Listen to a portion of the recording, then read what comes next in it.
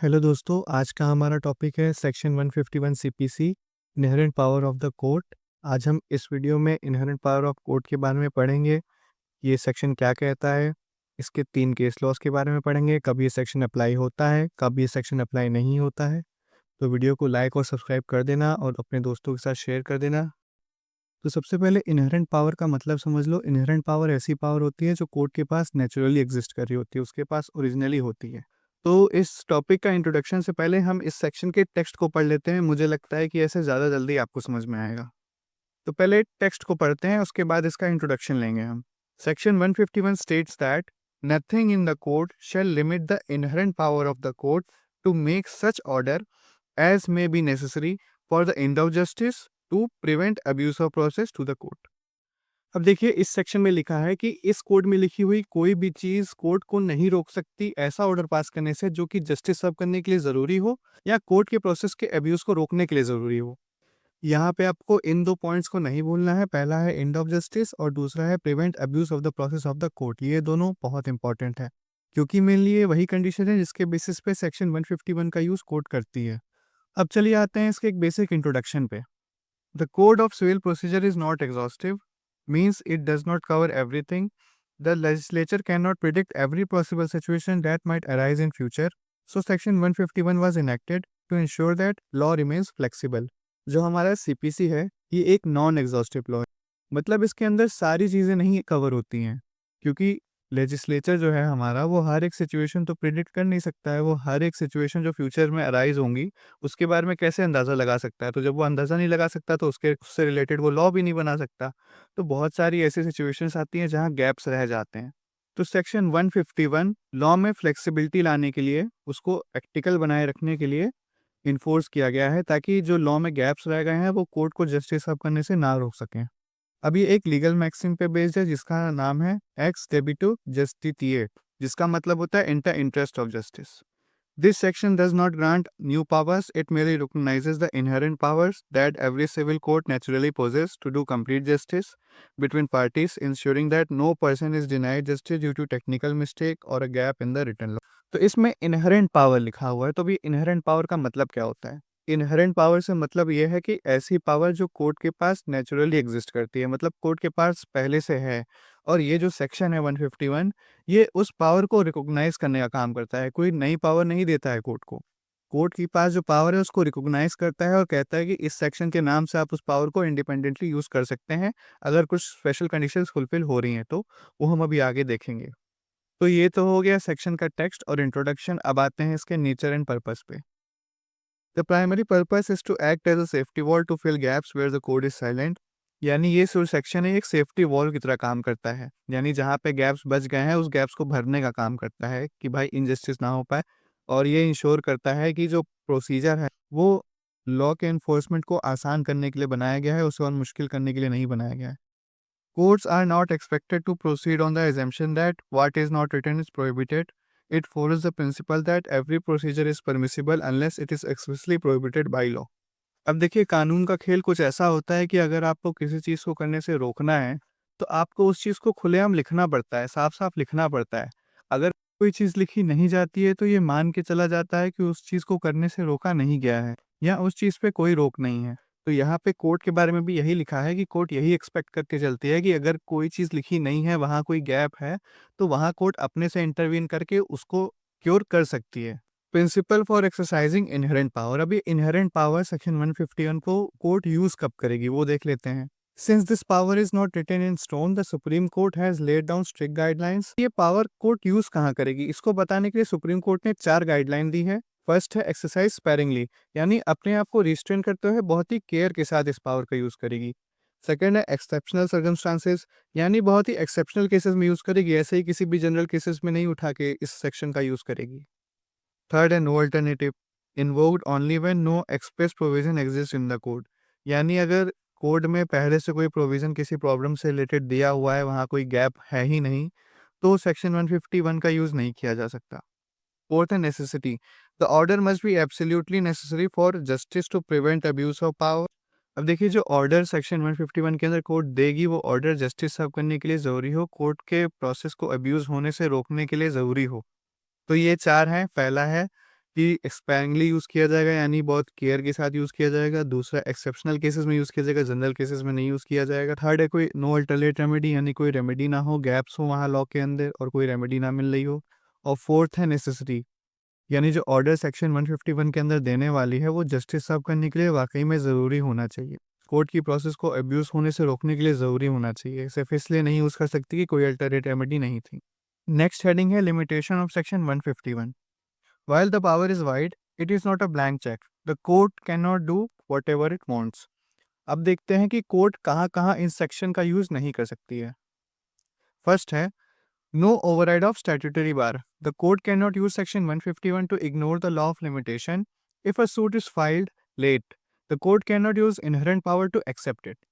तो पहला एक्सेप्शन यही बताता है कि सेक्शन 151 का यूज़ करके आप किसी स्टैट्यूटरी बार को इग्नोर नहीं कर सकते। अगर कोई स्टैट्यूटरी बार दिया है तो कोर्ट को उसे ओबे करना पड़ेगा, उसको मानना पड़ेगा।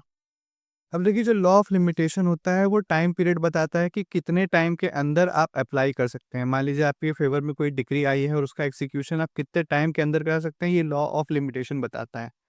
तो सेक्शन 151 का यूज़ करके हम लॉ ऑफ लिमिटेशन को बाईपास नहीं कर सकते। सेकेंड है exhaustiveness of the court. It fills gaps where the CPC is silent. It cannot be used if a specific remedy already exists. अब देखिए, ये जो सेक्शन 151 है ये गैप्स फिल करने का काम करता है ताकि जस्टिस फाइनली दिया जा सके। बट अगर कोड में पहले से ही सारा प्रोसीजर अच्छे से स्टैब्लिश है और कोई गैप है ही नहीं, कोई कन्फ्यूजन है ही नहीं, तो फिर इस सेक्शन का यूज़ वहाँ पे नहीं किया जा सकता। No substantive right, it is strictly procedural. It can not create new right such as right to appeal और टाइटल टू अ प्रॉपर्टी। अब जो सेक्शन 151 है ये एक प्रोसीजरल नेचर में होता है, ये कोई राइट क्रिएट नहीं कर सकता। कोर्ट इस सेक्शन का यूज़ करके कोई राइट नहीं क्रिएट कर सकती। मतलब अगर किसी इंसान के पास राइट टू टाइटल नहीं है या किसी केस में राइट टू अपील नहीं है तो सेक्शन 151 का यूज़ करके कोर्ट उस इंसान को राइट टू अपील नहीं दे सकती है। No judicial legislation. अब देखिए, जो कोर्ट है वो सेक्शन 151 का यूज़ करके अपनी इनहेरेंट पावर को यूज़ करके कोई नया प्रोसीजर स्टैब्लिश अपने आप से नहीं कर सकती है, क्योंकि इसका यूज़ सिर्फ स्पेशल सर्कमस्टांसेस में किया जाता है, स्पेशल केसेस में किया जाता है। तो ये 4 लिमिटेशंस थी सेक्शन 151 की। अब जो ऑर्डर कोर्ट सेक्शन 151 के अंदर देती है उसकी एप्लीकेबिलिटी कैसी होती है वो देखते हैं। It applies only to civil court of general jurisdiction, it does not automatically apply to tribunals. अब जो सेक्शन 151 है वो सिर्फ civil court of general jurisdiction पे ही अप्लाई होता है और ये ऑटोमेटिकली ट्रिब्यूनल्स पे अप्लाई नहीं होता है जब तक स्पेसिफिकली लिखा ना गया हो। अब इसकी अपीलेबिलिटी कैसी होती है। An order passed purely under Section 151 is not appealable. It is not listed in the appealable orders, Order 43. अब देखिए, कोई ऑर्डर अगर कोर्ट ने सेक्शन 151 के अंदर पास किया है तो उसकी अपील नहीं की जा सकती। अब ऐसा क्यों है? तो जो अपीलेबल ऑर्डर्स हैं वो सीपीसी के ऑर्डर 43 में दिए गए हैं, जिसमें सेक्शन 151 के अंदर के ऑर्डर की बात नहीं की गई है। इसलिए तो ऐसे केस में आदमी के पास रेमेडी क्या रह जाएगी? तो रेमेडी ये है, the aggrieved party can file a revision application in the High Court or a writ petition under Article 227 of the Constitution। तो इस केस में जो एग्रीव पार्टी है वो हाई कोर्ट में जाके रिव्यू एप्लीकेशन डाल सकती है या रिट पिटीशन दायर कर सकती है। इस सेक्शन के 3 इंपॉर्टेंट केस लॉज हैं, उन्हें देख लेते हैं। पहला है लैंडमार्क केस है, इंपॉर्टेंट है, इसको एग्जाम में ज़रूर लिखना। मनोहर लाल चोपड़ा वर्सेस सेठ Hiralal. The question was whether a court should issue a temporary injunction in a situation that was not listed under Order 39 of the CPC। इस केस में कोर्ट के सामने ये सवाल आया था कि सेक्शन 151 का यूज़ करके कोई टेम्परेरी इंजंक्शन ग्रांट कर सकती है, वो भी तब जब ऑर्डर 39 के अंदर उस टॉपिक से रिलेटेड ना दिया हो।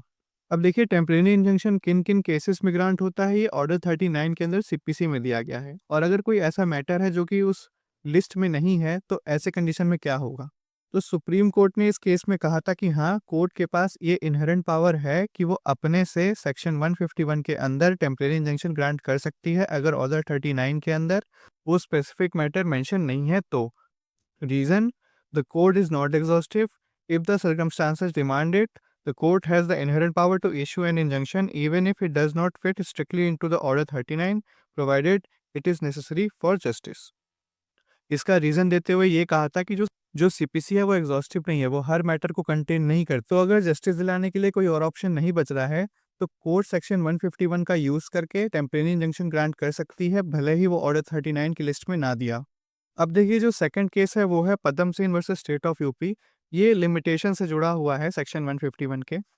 इस केस में सुप्रीम कोर्ट ने कहा था कि कोर्ट इस सेक्शन का यूज़ करके लॉ को ओवरराइड नहीं कर सकती है। If the CPC specifically write down a procedure to do something, the court must follow that. It cannot invent a new procedure under section 151. अगर सीपीसी में किसी चीज़ का प्रोसीजर अच्छे से दिया हुआ है तो कोर्ट बाउंड है उसको फॉलो करने के लिए। कोर्ट वहाँ सेक्शन 151 को नहीं उतार के अपने मन से कोई काम करने लग जाएगी। थर्ड है के वेणुसामी वर्सेस पलानी समय। The Supreme Court clarified that Section 151 cannot be used to reopen evidences or recall a witness if it is crucial for finding the truth, even if there is no specific rule for it, provided it does not cause injustice to the other party. अब इस case में हुआ क्या था कि supreme court ने clarify किया इस चीज़ को कि कोर्ट दोबारा से विटनेसेस को बुला सकती है, एविडेंसेस को देख सकती है, अगर ये सच पता करने के लिए ज़रूरी है तो। भले ही इसका कोई एक्सप्रेस प्रोविज़न हमारे सीपीसी में ना दिया हो, कोर्ट सेक्शन 151 का यूज़ करके ऐसा कर सकती है। शर्त यह है कि पार्टीज़ को कोई प्रॉब्लम नहीं होनी चाहिए। अब इससे कुछ प्रैक्टिकल एप्लीकेशन देख लेते हैं। तो सबसे पहला तो यही है कि an act of the court shall prejudice no man. मतलब अगर कोर्ट से खुद से कोई गलती हो गई है तो उससे कोई किसी पार्टी को हार्म नहीं पहुंचना चाहिए। यानी अगर कोई क्लरिकल मिस्टेक है या उससे रिलेटेड कोई छोटी मोटी मिस्टेक कोर्ट से खुद से हो गई, इसमें पार्टीज़ का कोई हाथ नहीं है, तो कोर्ट अपनी इनहेरेंट पावर को यूज़ करके उसे ठीक कर सकती है। सेकेंड है रीओपनिंग एविडेंसेस के लिए, यानी कोर्ट चाहे तो एविडेंसेस को रीओपन कर सकती है, विटनेसेस को दोबारा रिकॉल कर सकती है अगर उसे लगता है कि ऐसा करने से नया सच पता चलेगा कुछ। थर्ड है police assistant, ordering police protection to ensure a court order is actually obeyed. Court जो ऑर्डर दे रही है वो फॉलो हो सके, इसके लिए कोर्ट चाहे तो इस सेक्शन के अंदर पुलिस की प्रोटेक्शन भी ग्रांट कर सकती है ताकि जो कोर्ट ऑर्डर दे रही है वो ओबे हो सके। तो गाइज ये था सेक्शन 151 सीपीसी का ओवरव्यू। आप अगर ये वीडियो पूरा देख लियो तो अब आप जब बेयरक पढ़ोगे तो आपको पूरी समझ में आएगी। 70-80% आराम से समझ में आ जाएगी, कोई प्रॉब्लम नहीं होगी। और अगर आपको फर्दर कोई प्रॉब्लम होती है तो आप कमेंट करके पूछ सकते हो, मैं आपको कमेंट सेक्शन में उसका रिप्लाई दे दूंगा या हो सकता है एक अलग वीडियो बना दूँ। प्लीज़ चैनल को सब्सक्राइब और वीडियो को लाइक कर देना और वीडियो को शेयर कर देना, सेव कर देना ताकि कुछ रीच बढ़े, कुछ फ़ायदा हो मेरे इतनी मेहनत करने का। Thank you.